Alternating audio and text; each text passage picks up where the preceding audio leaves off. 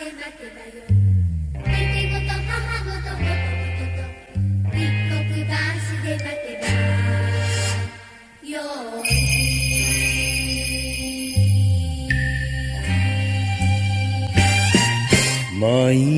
になったらどこで待つててごと母もどこで待つ Ladies and gentlemen, welcome to Hero Movie Podcast, your greatest source for superhero movie discussion in the multiverse. I am your host, Adam Portrais, and I'm joined by Sweet Chauncey from the internet. Watch your mouth, bucko. And of course, Bruce Leslie. I'm a prickly pear, and this movie had way more breastfeeding than I was expecting. Oh, we've got an interesting one for you today. Not a lot of superhero films you see with, mammary action, but we're doing that today with Lone Wolf and Cub, Sword of Vengeance, the first in the Lone Wolf and Cub series. We'll talk about how that relates back to comic books and, of course, how it relates one-to-one with Sylvester Stallone. But before we get this show rolling properly, we do want to say a big, giant thank you, because it is the beginning of the month. Big thank you to all the people who help support this show over at patreon.com/HMP. It is because of these lovely folks that this podcast continues to go on week after week for nigh on 7 years now. Can you believe that, guys? Yeah. Yes, it's felt like longer. I know, man. Whew. I've aged. But thanks to all of you out there. Do want to say just to the top people in the icon category here, Tim, Derrick, thank you guys. These guys are at the very top of this and deserve the utmost credit. And if you guys want to get some swag or something, send me an email. We'll get you like a T-shirt or some stickers or something. We'll get you some cool stuff. And of course, people over at the executive level, Matthew, Schnapp, Alex, Khalil, and Gorgon, Marvin. There's a lot of folks. So thank you guys all for helping support this show and keep things going. We really appreciate that. And yeah, thanks, guys. Well, let's get into it, boys. Lone Wolf and Cub, Sword of Vengeance. Let me see if I have the... My desktop is all out of alignment here. I don't have a trailer for this because it's all in Japanese, so let's do it, Bruce. What do you say? It's time for Bruce's Comic Book Connection. All right, what do you got for us this time? Hey, you guys know how awesome I am with Japanese names, right? Oh, this is going to be great. I am excited for this, actually. Well, Lone Wolf and Cub is an internationally admired and highly influential manga. Written by Kazuo Koike and illustrated by Goseki Kojima, it began publication in Japan in 1970. Its first volume sold 8 million copies in Japan, which is roughly 8 million more copies than that comic I wrote for 2000 AD sold. Now, highly regarded due to its epic scope, detailed historical accuracy, and masterful artwork, it maintains devoted fans to this day. When I look at Kojima's black and white interior art style, the first thing that comes to mind for me is the art from Teenage Mutant Ninja Turtles #1. And this is no coincidence. Now, I may not have mentioned this to you guys before, but I actually sat down and talked with Kevin Eastman for about an hour once. And he told me that his and Peter Laird's primary influence was Frank Miller, in particular his work on Daredevil. And it's impossible to look at Frank Miller's Daredevil work, and especially his art for Ronin, and not see it as an artist's love letter to Goseki Kojima. Now, I don't know how Frank Miller did it exactly, but he got his hands on some bootleg manga because Lone Wolf and Cub wasn't officially available for purchase in North America until 1987. And when that first volume was released over here, it had special covers with art drawn by none other than the world's most fedora-clad ninja fan, Frank Miller. Now, it isn't just the art that's left its mark on fans. The story is quite remarkable as well. It is, at first glance, an awesome tough guy against the world revenge story.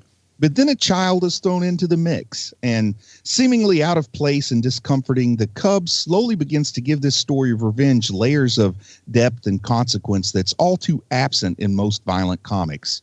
Ogami Ito is the Shogun's executioner, When he's betrayed by his power-hungry rivals who murder his wife, he is left thirsty for blood, but with an infant son at his side. He gives the wee lad a choice between the blade and the ball, and the cub chooses the blade, and the duo set off on the road to hell as the murder-for-hire duo known as Lone Wolf and Cub. Now, the comic has no shortage of sword fights, which I think you guys can understand interests me greatly, but the scale and scope of one of the fights is guaranteed to blow your minds, because a duel in Lone Wolf and Cub is generally accepted to be the longest continuous fight in comic book history. And do either of you guys know how many pages that duel lasts? 17. It lasts 178 pages. Oh, good grief. Yeah, that's right. A single sword fight is roughly the length of 8 single issues of Marvel or DC comics. And it's like they biopsied my brain and made a comic genetically engineered to make me swoon. And I'm not the only comic creator to swoon, because many more notable folks have given their own take on the story. We reviewed Road to Perdition here on the show, and its creator, Max Allan Collins, has made no secret of the fact it was his attempt to tell an American version of Lone Wolf and Cub. And I mean, what is a mob hitman if not a Depression-era assassin? And he takes along his son, so what else could it be? The film Logan that I love so much, featuring a feared and vicious mutant trying to lead his daughter to a better life. What is that if not a mutant Lone Wolf and Cub? And of course, listeners of Mandalorian 30 Questions have already heard us point out the parallels between the Mandalorian and Lone Wolf and Cub, never shown more clearly than in Chapter 2, The Child. And what is the magic of this story? It's not just the on-page literal butt-kicking, but for me, at least, it connects metaphorically with the figurative butt kickings I both give and take, making it through a world that seems to want to hinder me in every possible way. And I'm doing that just to provide for my children. But I'd say you don't have to be a parent. You just have to be any human other than that rare trust fund kid to get it. We all have responsibilities and passions and metaphorical cubs that we have to try to protect and love, and most importantly, try not to ruin, while we do the doing that needs to get done. Now, I understand my particular privilege. I know that not everyone can have a sword collection as vast and beautiful as mine, but I'd say you don't need a span of fire-forged, razor-edged steel to find meaning in the 8,700 pages that is Lone Wolf and Cub. So I'm going to recommend folks check that out. You don't have to, but it don't hurt. Get yourself some swords. Yeah. So yes, this is Lone Wolf and Cub, Sword of Vengeance, the first in the Lone Wolf and Cub series. It is from 1972. Can we pause right there for a second? Because I got to talk about something here for a second before we get into it. Now, look, I watched this on Thursday because it was the only time I could see it. Yeah. I was in a miserable mood. And it's a movie that I didn't even know existed. I had no idea that this movie existed. I knew about the comic book, and I wanted to watch that Jason Bateman show on HBO, but I didn't have time to because I had to watch this thing because I had to do this stupid podcast. And so, and then you know, like there's a weird way that we have to get it. I have to download a thing, and then I got to type in a bunch of stuff on a platform I'm unfamiliar with, and I am at about a level 8 of annoyance. He's ripped, I'm sure. When I start watching this, and I am inconsolable at this point, and I'm like, I am ready to go DEFCON 5 on how miserable I am. Technically, you would be going DEFCON 1. I don't like to be that guy, but like it goes from 5 to 1. One's the worst. I am absolutely at my highest annoyance phase as I start watching this movie, right? Mm-hmm. So I get about 5 minutes into the movie, and I'm like, oh wait, you know, this is pretty great. Like this is all right. I get about 10 minutes into it, and I am as happy as a human being can be. Adam, this is 2 in a row for you where you've suggested something, because the last time was the Mexican superhero movie where I was like, what is this stupid thing we're watching? And I love the thing. And this is so what I'm trying to get across here, Adam, is you are 2 for 2 when it comes to like pulling something out of your rectum and going, we're watching this. This movie here is glorious. I love this movie. Aside from the difficulties with the platform, your state of mind was exactly where I was when we watched Super Lopez. I was like having these beautiful, wonderful, joyous flashbacks as you were giving us your experience description. I'm so glad. I cannot believe one that Tarantino is still allowed to make movies after seeing this movie, because there is no less than 3 scenes in this movie that are just completely shot for shot taken for Kill Bill. Well, and you know what's hilarious is like in Kill Bill Volume 2, when the little daughter is going to sleep and everything, she says, "I want to watch Shogun Assassin," which is the first two Lone Wolf and Cub movies edited together and stuff. So like the best part about Tarantino is at least he's not hiding it. He's showing you the ball and all the stuff going like, "Oh no, this is what I'm referencing. Please do not get it twisted. This is what I'm doing." I mean, if you thought, and I'll tell you something right now, Bruce, if you thought that you were butchering names, get ready. I am completely, I don't know if you guys knew this or not, I am completely fluent in Japanese, so I didn't really need to read the subtitles. Oh, yeah. And so I just, man alive, like this thing here, it tickles every button of like nerdy 14-year-old Sean. And just glorious. It's beautifully shot.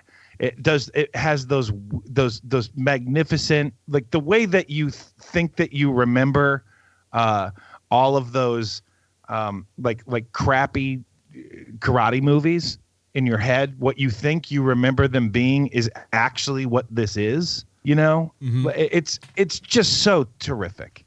I cannot say enough about this movie. I can't tell you how happy it is to hear you talk about it that way too, Sean. Because I mean, I've had my feet in your shoes where you're just so miserable, and a little unexpected joy goes a long way. And I'm so happy for you, man. It really was, because I really was like, man, I just want to watch my dumb HBO show, you know, with the Jason Bateman thing. Like that's all I want to do. I don't want to. I don't want to have to, like, you know, work after work. I have 2 hours, and instead I saw this thing, and it was great. And I'm also going to say I kind of like the platform it's on. I was looking at all kinds of other stuff. I'm going to explore that platform a little bit. I will say, though, you're talking about you're fluent in Japanese, which is awesome. I'm only semi-fluent, so I did look at the subtitles. But you did? Yeah, but here's a problem. Sometimes I felt like the subtitles needed subtitles. Like there were whole blocks of subtitles where the only English word was A-N-D. I'm telling you, like 4 Japanese words with the letter and in it. I felt like, okay, now I need to like click the second level subtitles and tell me what those things mean. What did he just say? Well, the biggest thing is like with a lot of this story, there are a lot of names involved, and it's not names like Dave and Chuck like we're used to here in America. So when you see all these names, it's just like, okay, wait a minute. Is that something else that's different other than someone's name? It can get confusing if you're not careful. Plus, you know, let's say the people that did the subtitles for Super Lopez, let's say rather than Criterion, it was, let's just call it your more cut rate subtitle group. They would have taken things like Harikari and Seppuku and just called it Suicide. You know what I mean? Yeah. But they left stuff that, you know, most ninja and samurai fans will be a little bit familiar with. You know, the cut rate translation is going to go ahead and take the place names that actually have an English translation and just translate it all the way to English instead of leaving the Japanese name in there. You know, there's some little things that I feel like the Criterion tried to use a little bit more judgment in their subtitles and leave a little bit of foreignness and exoticness and mystery to it that other subtitle companies might not have done. So you're right about that, but I do love that they keep the translation as close as they can. Like, you know, you get to see glorious sentences like "Ogami Ito, I will kill you with excellence and precision," like things like that. I love it. I do. My hatred burns with the brilliance of 1,000 suns, like things like that. Yeah, it's poetry, and that's why it's like it's nice to also read it as well as, you know, hear it said in this format. I enjoy that. Oh man, and there were a couple of moments where I saw some things that probably influenced present day anime in this movie that we're watching. So that was nice too. Oh, without a doubt, man. I mean, the influence of this movie is so clear, even when it comes to superhero movies, even, you know, where you're looking at when I watch this, you know, and you see just the simplicity of the script, but made beautifully. You know, it's every superhero movie ever. You have origin story. I do like that they have the beginning of this movie. The way that they tell the story is that you kind of don't understand what's at least I didn't. I didn't understand exactly what was happening at the beginning, and then you understand it as you go along. And that to me is brilliant storytelling, where you're kind of off kilter and you kind of sort of think you know what's happening, and then they cut to, you know, and you're like, oh, okay, I know where we are. I know what we're doing. Yeah, there were a couple times I got lost in the beginning for sure.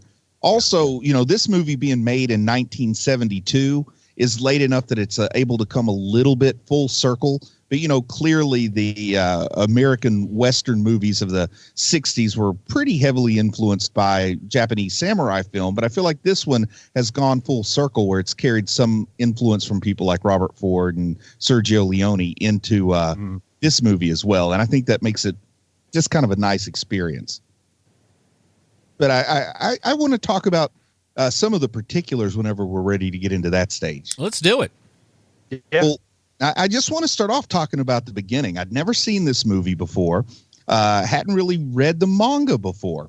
And, of course, since I've seen this movie, I've kind of dived into that a little bit. But this starts off with this little boy that has, like, the long hair. You know, the little boy that has the long hair. The Prince Valiant cut. Yeah, he has the Prince Valiant cut. And he's clearly been sentenced to an execution by the Shogun. And then we see the guy that I recognize as the actor from the cover, if you want to call it that, the cover of the movie. So I'm thinking, okay, this must be the scene where he like kills all the adults and runs away with this kid. Like, I thought that was Cub.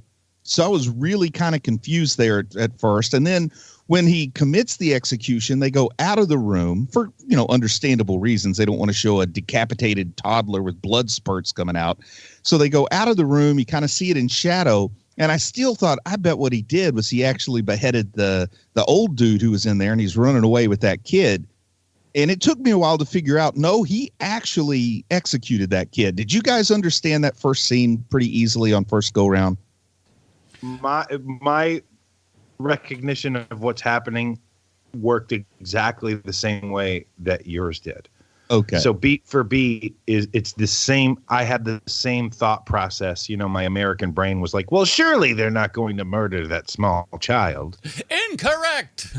But what I love about the opening of this story is not only do we get this sort of revenge story that we get later on when he is running off with his own kid, but then it sort of takes on this feel of a redemption arc. Like, he killed one child and now he's going to save the life of another, you know, even though it's maybe a little more selfish because it's his own son that he's trying to save. But I like that it adds that dimension of a redemption arc, which I was kind of missing, you know, not really understanding until the movie got going.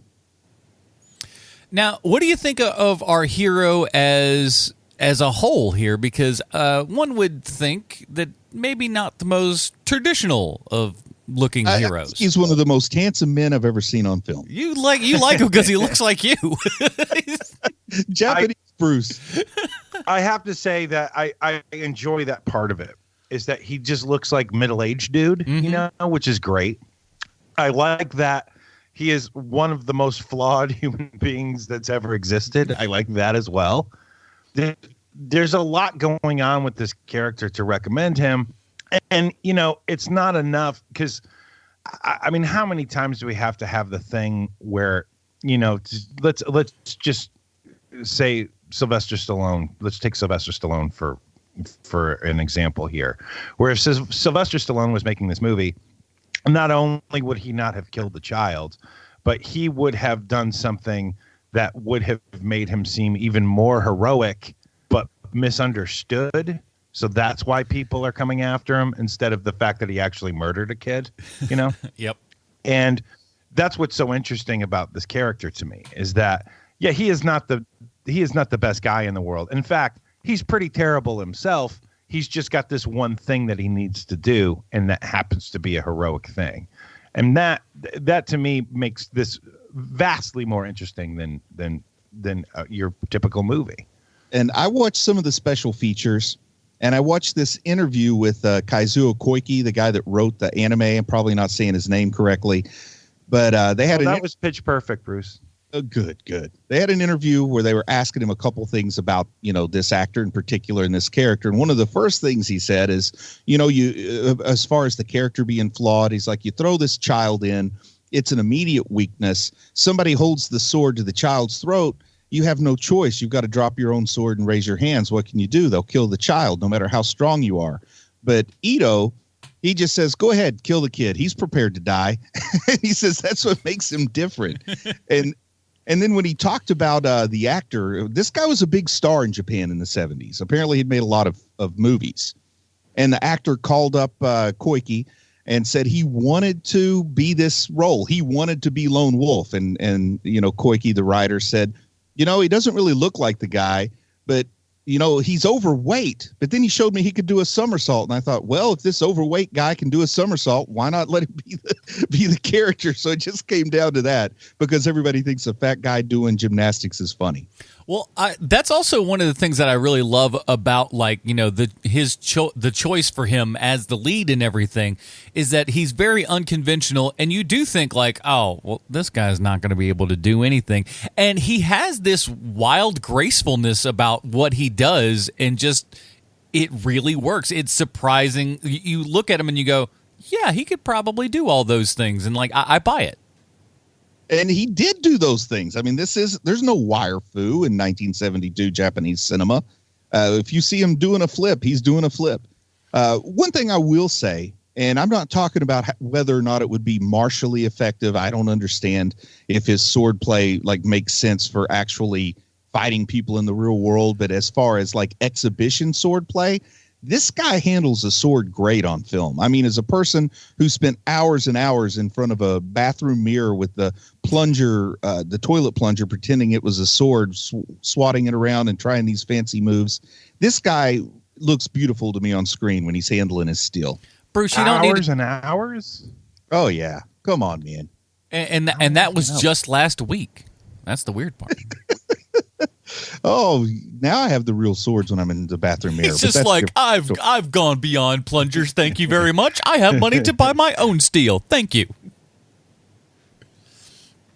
But I think he handles it great. Pulls it out, does the great grip flips and stuff that are just smooth. And, who knows? Maybe it was 100 takes to get it right. I don't know, but it's beautiful to see this schleppy guy who has perfected that look on his face that old guys that are kind of good at something get after a while, where you're just totally annoyed with everything in the world and you try not to have to do what you're really good at until there's no choice, and then you do it and people are just impressed. I love that whole character trait, the way he pulls it off.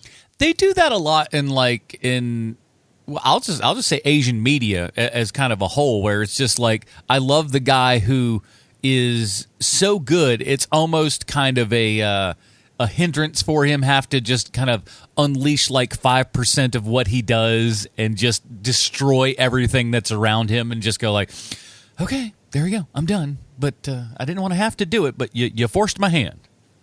Yep. It's are you done yet? Okay, now let me do it. Now let me slice through all of you fools in a cavalcade of high pressurized blood. Also pretty quick in the movie, setting the tone. He's walking around with that sign that says sword for hire, son for hire. And I'm who the world possibly wants the son for hire part? And then the crazy woman runs up and starts trying to breastfeed the baby.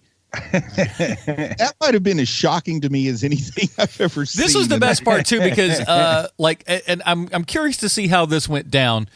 because last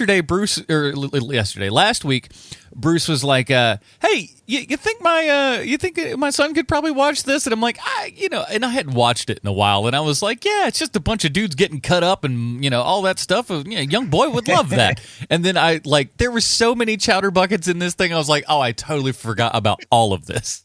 And then I started thinking, like, what's it like, because that is a kid playing the role of Cub. This isn't like a puppet, And what's this kid thinking on set when this lady pulls out her chowder bucket and is trying to ram it into his face, and like the director's saying, just act indifferent.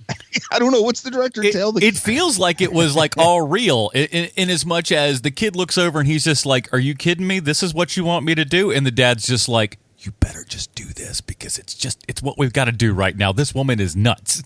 But when we go to the actual latching on, they cut into a super close up so you can tell it's definitely not these same two people. It's a real mother and her actual son, because at least they had some standards here.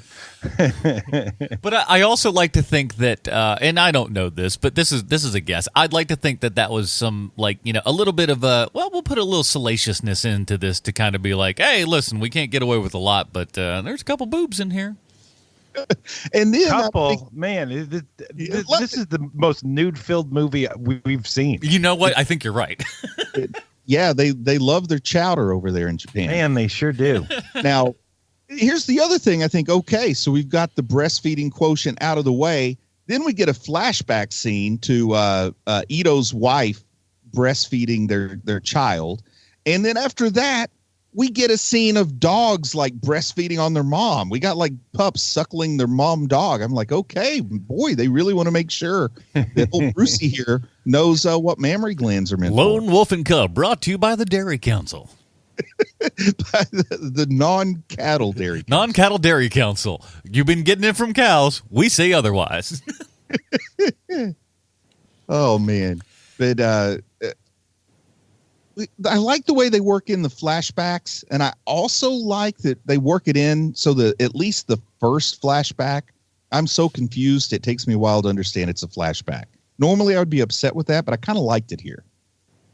Yeah, that was going to be my question for you guys, is because the structure of this is, especially within the first half, is very non-linear and everything. And that's why when watching this again for this review, I kept thinking back to Shogun Assassin, which takes the first two movies, edits them together. But the nice thing that they do in that is they go back and give you, the son is kind of the narrator of the story. Right. And that's cool. And I liken it to the difference between Blade Runner cuts. The first Blade Runner cut has that whole Deckard VO and stuff in it, and it explains stuff. Once you've seen it once, you don't really need to go back and see it because all the stuff's kind of implied. But this, I was a little bit afraid because I was like, oh man, because they don't really do a lot of kind of story explanation with all the flashbacks and everything.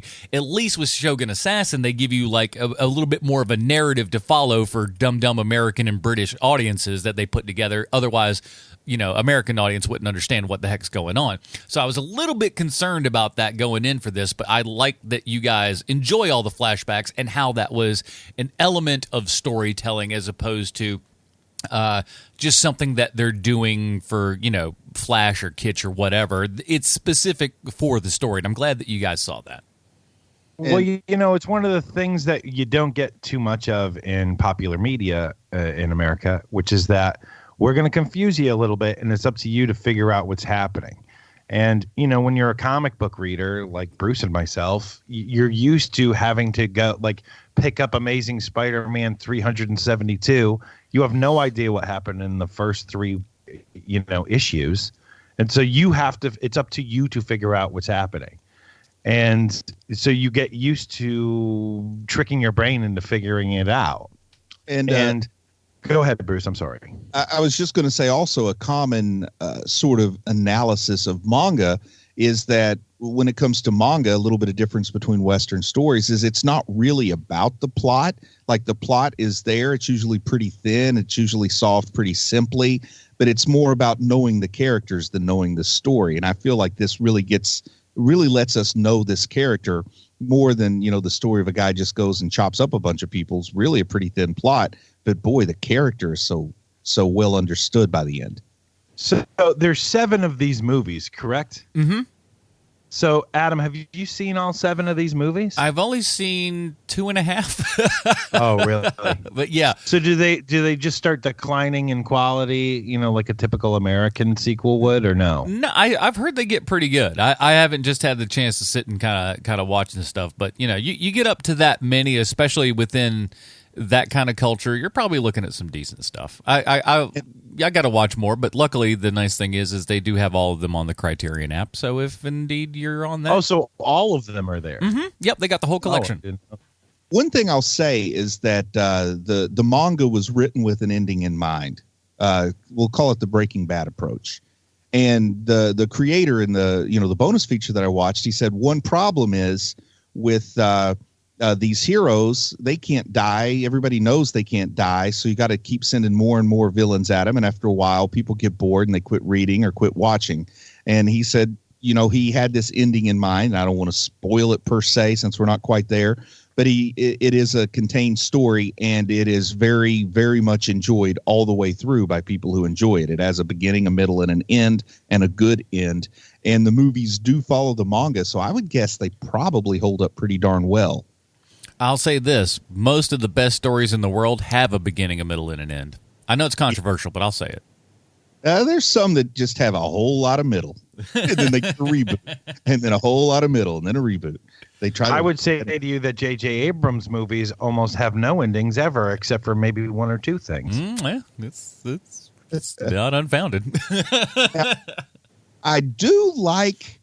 I like that even though this is great and there's a lot of character development and a whole lot to enjoy here, it's still pretty pulpy and at times ridiculous. Like, I like how the whole plan to frame Ito, to frame Lone Wolf for treachery, sounds like the plot of an episode of Three's Company, where they just sneak in, the ninjas sneak in, and they place a little plaque up on the wall that has the Shogun symbol on it. And it's like, oh, you've got the Shogun symbol displayed in your Tomb of the Dead. That means you clearly you must want to murder him. It really feels very much like Jack Tripper chewing on his fingernails while he's being cornered by the ropers or something. Ancient Japan could have used some CCTV cameras. Lone Wolf.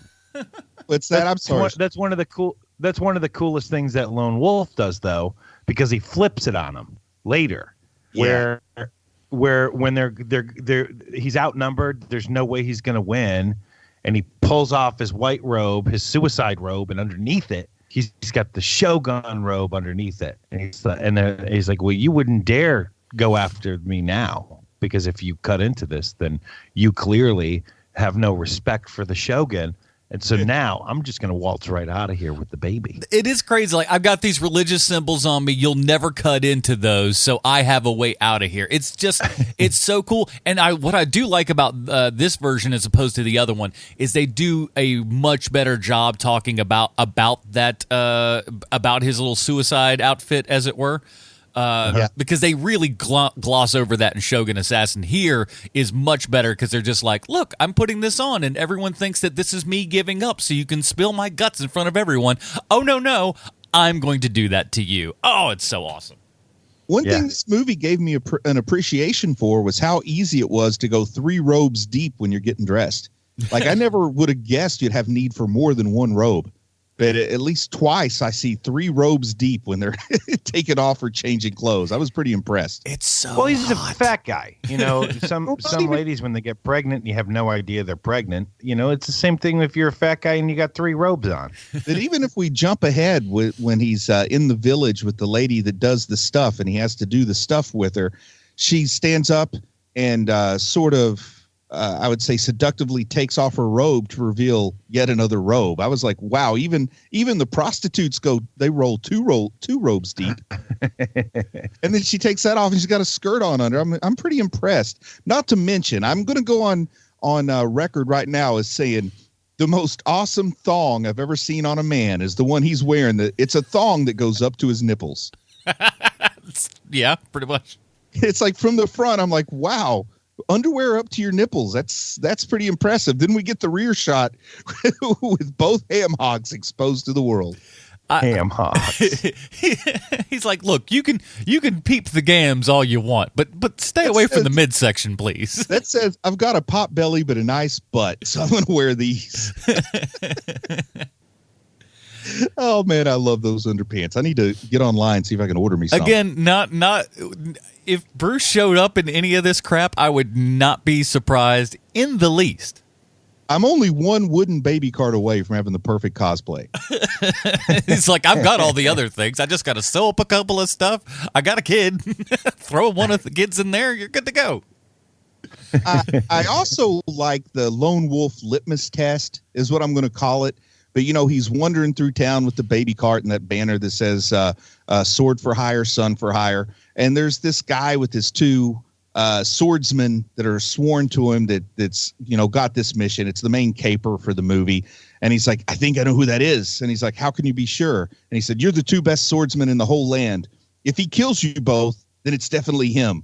So I like the litmus test. That's like either we're going to kill an innocent man or he's going to kill you. But at the end of the day, we know if he's our guy or not. Plus, like the most perfect, I'm going to say Mary Sue moment here. Like if you're thinking, ooh, I'm going to write the most awesome 90s comic book character you've ever seen. As soon as they walk in the door, he's going to kill them both without even standing up and like before they can even get their swords drawn. I mean, that whole way he kills both of them behind him as soon as they walk through the door is really like the 14-year-old trying to convince you this is the most baddest dude on the planet. He just from that sitting position, and again, the nimbleness that a guy of his size moves is just spectacular because it never looks like it's taking anything out of him. It's just all this, you know, effortless move. Kill those two guys behind him and just sitting there. I mean, not even, you know, not a drop of sweat. He's just, no, that's just what needed to happen. I needed to kill those dudes. It's awesome. That's that beautiful theatrical sword play that I'm talking about. Like I said, don't know if it actually work in the real world, but it looks great for an exhibition. I don't know. Anybody slices me with a sword, I'm probably going right down and just kind of, you know, balling up and going, oh, I'm bleeding. Why am I bleeding? Why did you do this? What did I do to deserve this? I don't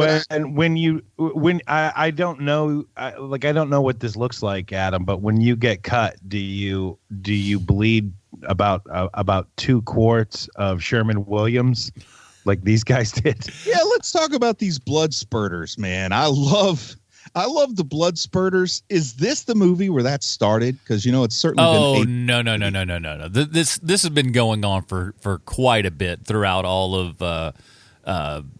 Just martial arts movies and stuff in general in Japan and even over in China and stuff with all like Shaw Brothers and things of that nature. So things like this have been happening for a while. It's like shaking up a 2 liter of soda, then pull it off the lid. That's how people bleed in this movie. Just awesome. Man. It's great, man. And the blood spurters go everywhere. And then occasionally they decide it's not worthy of a splurt of a spurt. So then they give you that weird ooze down the face of the red paint. Yeah. And it's so unrealistic that it's just the best. It's great. And I like it. They don't even try to conceal the nozzle. Like you can see the nozzle that's spraying the blood. It's sticking out of the collar of their shirt pretty easily. But it doesn't bother me one bit. I'm still loving the spurters. Yeah, it's like it's one of those things that like if this is what's going to put you off from this, you would have never liked this in the first place, kind of thing. And you know the story may be apocryphal, but I remember hearing like the way this whole kind of effect got started was the first time somebody tried it, they accidentally put too much pressure behind it, and it went off like that, and then they liked it and stuck with it. Once again, don't know if that's true or not, but it's kind of fun. It sounds right enough. That's right. And just speaking of that. How many of those baby carts do you think that they made? I think they made 1. Yeah, the reason why I don't think so is because you've got him rolling over way too many paths that are uneven, and so you're gonna need more than one because there's no way that it's gonna work correctly every time. So you have to switch out the baby cart, you know, the what is it? Man, it's been just a cart. It's baby okay. cart. It's been 22 years since I've had to walk around with a baby. A buggy is the technical term. Buggy, that's it. There So you go. you know, because those wheels, and man, when they have the camera in the baby cart and you can see that there's no shock absorbing happening. No. Imagine what that ride is doing to that kid's spine. That Holy kid is cow. getting rocked. But like for the kid though, I'll say this: got a big old giant smile on his face. I like that. That at least he's being jostled around like crazy, but at least he looks like he's having fun. So man, that kid loves. Just when I think this movie can't speak to me anymore, I've seen blood spurters, I've seen ninjas, some excellent sword play, a little bit of comedy, or sometimes maybe even unintentional comedy. We got a leading man who's just chiseled from granite, so I love him.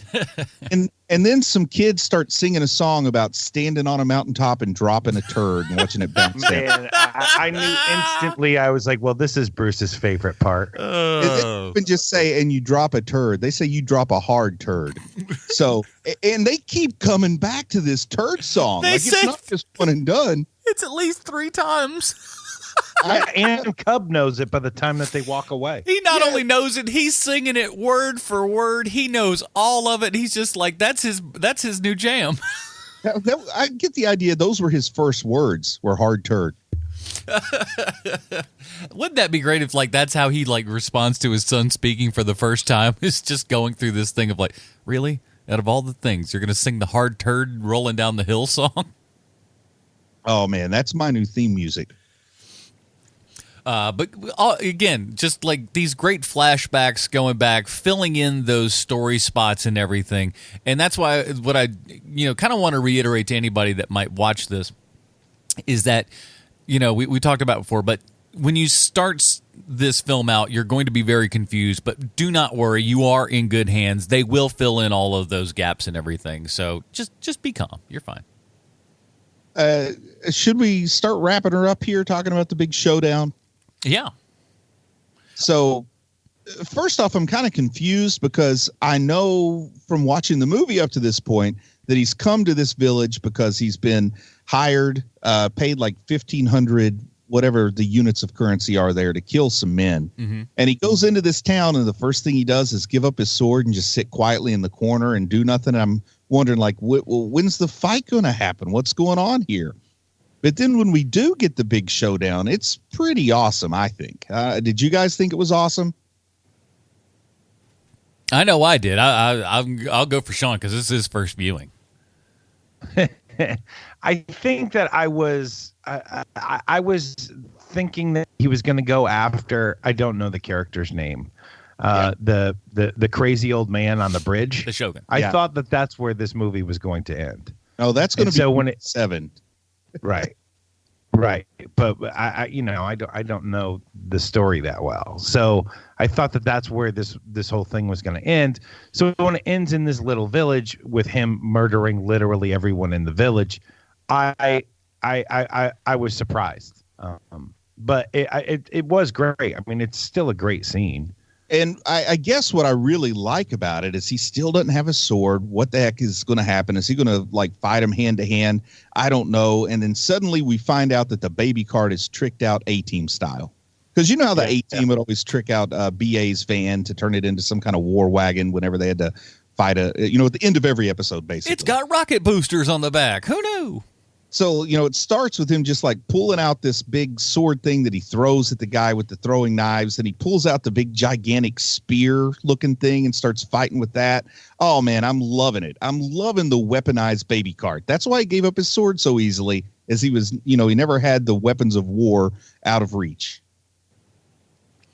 Yeah. And I think the biggest twist, I guess, I don't know, the biggest giggle that I had was when the guy with the guns starts shooting at him and he plops up the baby cart. And at first I think, oh my goodness, he's going to use like Cub as a human shield here. But this bullet's perfectly hit like the rivets on the metal on the bottom of the baby cart. It's ridiculous and awesome. And he jumps up and splits the guy's skull open.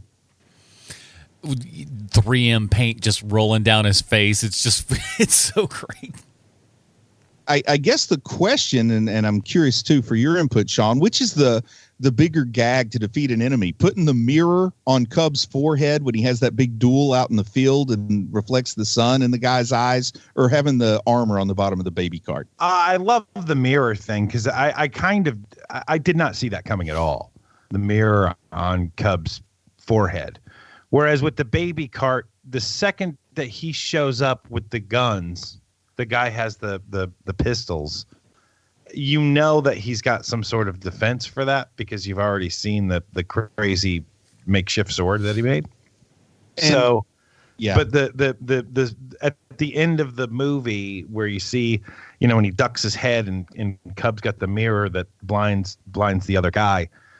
That is very surprising, and it's such a cool way to do it too. Where they keep talking about like, well, my guy is smarter because he's got the sun at his back, like that sort of thing. And so when you learn that actually Lone Wolf is the smartest guy there is in this scene, it's just great. And it's shot just so well, and it's just got that great epic style to it that you're just like, everything feels like it's a billion times bigger than it is, and that's so cool. That is the thing about this director is that he's just such a terrific storyteller. Misumi, correct. The director, he knows what he wants to show you, and he can tell a story just through camera movement and the way that it's shot, scenes are shot. That, with my dumb American brain, what it reminds me of, even though clearly it's the other way around, is McTiernan. Because McTiernan can do the same. Got it from Misumi. And it was the subtitles during that duel that really had me wondering about like the poetic license and the quality of the people doing the translation, because he says one guy has the sun at his back, the other guy has his son on his back. Yeah. There's no way that those Japanese words are phonemes, that they sound alike in Japanese the way that they do in English. So that was, I kind of wonder what he actually said in the Japanese, but that was a nice touch where the translation built the story instead of taking away from it. That's true. Well, since I'm fluent, I'll tell you what he said. So what he actually says is that there is a giant gaseous star. Yeah. That is at his opponent's back, and his I think he said purchase. His purchase is on the other guy's back. Is on Wolf's back. And my semi-fluent Japanese, what I thought he said was, "Boy, I hope there's not a mirror on that baby's head." Now, let me ask you guys this, because this is oddly a pivotal point in this story. How do you think that you would perform with a lady who does this stuff under duress? Because that's and I love how this is what makes this guy a BA, is that he did what he had to do when he had to do it. This whole scene was confusing me in the lead up. I'll just go first on record as saying that. Like, I couldn't quite understand, like, the way she was so willing to die rather than do it. For a minute, I thought, are they talking about Cub or Lone Wolf here? Like it was really weird, the level of aversion she had. But then doing the stuff under duress, man, it only goes one in two ways. You're either like somebody to be looked up to or somebody to be like avoided at all costs. Be feared, because he can do it at any time. A Serbian film is a good reference for people who may have seen that. Don't watch that one, Sean. You won't have a good time. Please don't. Please don't. No. But yeah, it's just, I am super shocked because I was really scared about this flick, and giving you either this one, which is kind of the pure form, or versus the Shogun Assassin, and you guys took the pure form and said, no, wait, this one's really great, and I think that's I love that. If I could show people one scene and one scene only, just a quick scene, and let them say, if you like this scene, watch the movie. If you think this is awful, please don't watch this movie. But that would be the scene where he cuts the guy off at the knees and the styrofoam legs are just standing there. Oh, man, that's so terrific. It's the best. Yeah.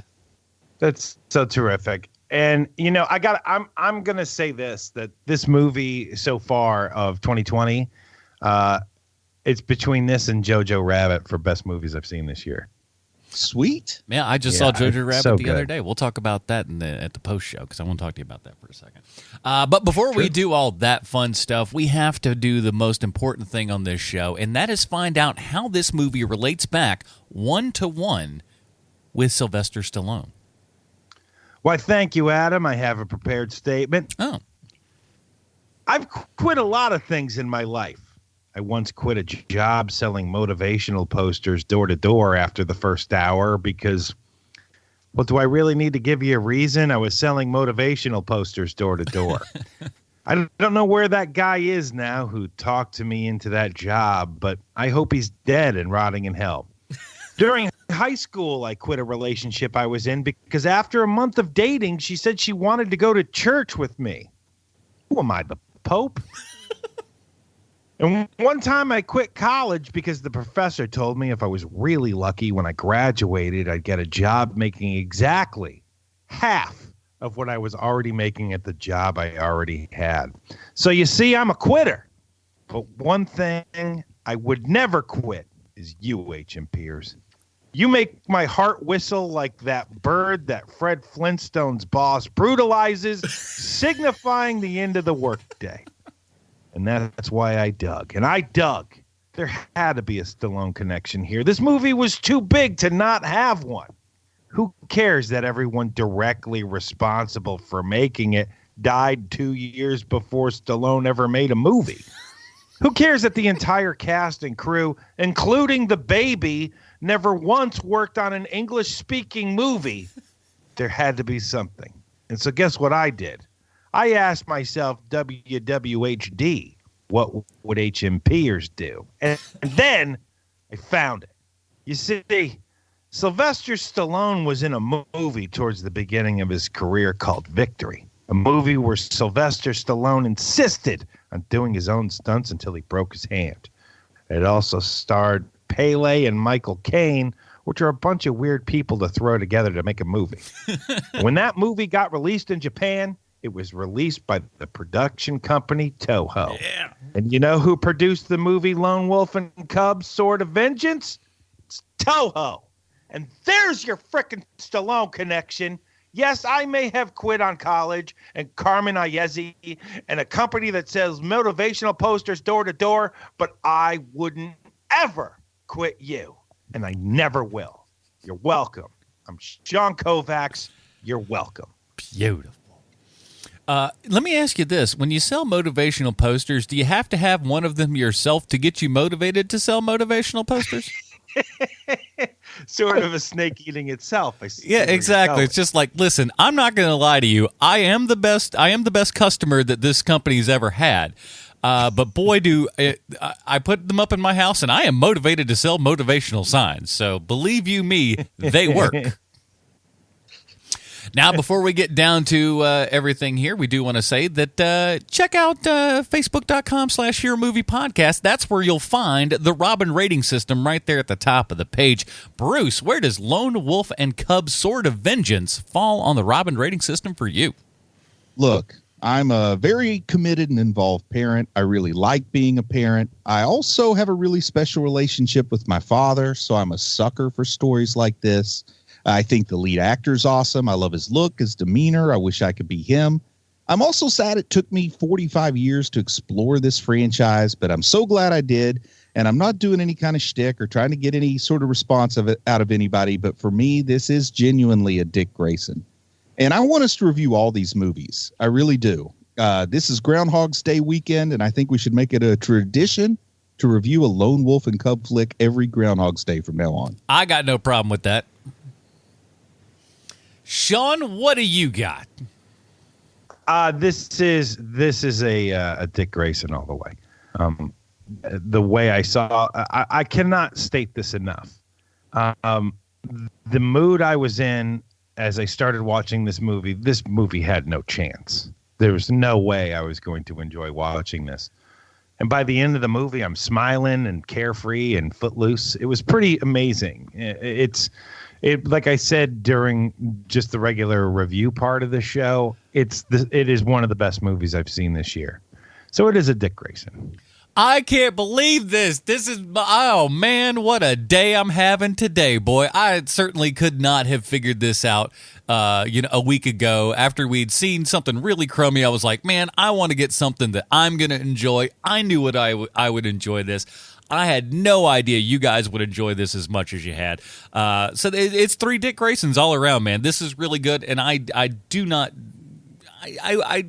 poo-poo the idea of watching more of these, and I hope you guys don't either. So, yeah, man, Lone Wolf and Cub, Sword of Vengeance, 3 Dick Graysons all around here. That is, for those of you that don't know, that's the tops of the tops. That's pretty good stuff. Good company to be in, and yeah, we'll do another one of these at some point. But thanks, guys. Thanks for enjoying this and making me feel like I'm doing good picking out movies every once in a while.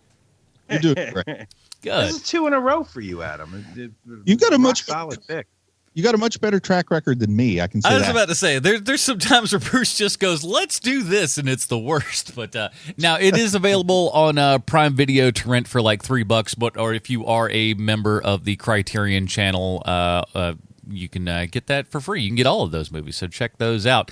We'll talk about what we're going to do next week in just a second, but in the meantime, Bruce, you've done something a little bit interesting this week. Tell us all about it. Hey, I have released a podcast storytelling presentation of Nerdspawn Genesis over on the Heroes and Villains feed. So it's not quite like an audiobook presentation, but you can think of it that way. So I haven't had anything up on the feed for almost a year, but there's something there. If you've abandoned the feed, I can understand why you would. But if you want to go check out Nerdspawn Genesis in storytelling format, why don't you go over there and check it out? By the time you hear this, all 6 parts of Nerdspawn Genesis should be up and ready for human consumption. Or let your dogs listen. Who am I to tell you?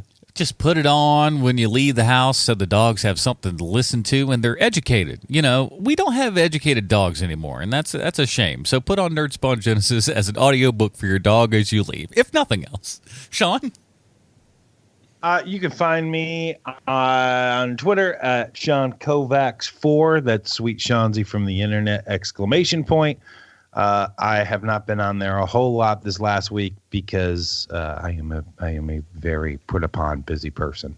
But I am on there as much as I can possibly be. So if you want to contact me, that's where you do it. Sweet Seansy from the internet. And I want to take my half second here to just give a shout out to some friends of mine outside the cinema. These guys have been doing a podcast. They're coming into their 12th year podcasting, and you find very few podcasts, especially ones that aren't owned by major corporations or anything, that have like tons of advertising and stuff. These guys are completely independent and been doing this for a really long time, and I've been on a couple of their shows. Just super sweet guys and everything. And if you love like cult and exploitation films, do yourself a favor, check out Outside the Cinema, wherever you find a podcast. Well, that is it for this episode, everybody. Next week, we're going to be doing a little movie called Birds of Prey and the Fantabulous Emancipation of One Harley Quinn, and I expect us to say the full title every time. Subtitle so much. I want to see Birds of Prey, but what a dumb thing to have after your title. Yeah, we'll see if that extends to other things, because I don't know. The trailer has me going, this could be really great or this could be super awful. We'll have to worry about that next week. So that's what we'll be doing then. Until then, everybody, for Bruce Leslie, Sweet Chauncey from the internet, my name's Adam Portrais. Stay super, everybody. Bye, Marty and Evie. 雨が降ったらどこでなく雪が降ったらどこで寝るごとごと回る馬車黙って乗って泣けばよい